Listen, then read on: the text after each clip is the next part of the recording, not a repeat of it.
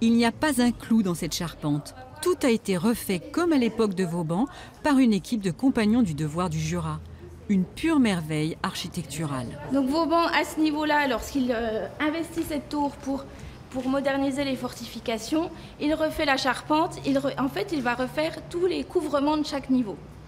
Le reste, l'enveloppe de la tour, il n'y touche pas, donc toute l'enveloppe de la tour, les fenêtres notamment, datent du XVe siècle.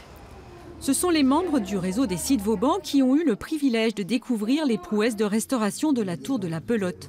Dans les anciennes cuisines du restaurant, le faux plafond a laissé place à une construction conçue par Vauban. Ces travaux ont permis de mieux comprendre l'histoire de cette tour médiévale. Pour des raisons de sécurité, la tour ne sera ouverte au public que de façon exceptionnelle. D'où la mise en place d'une application pour les smartphones.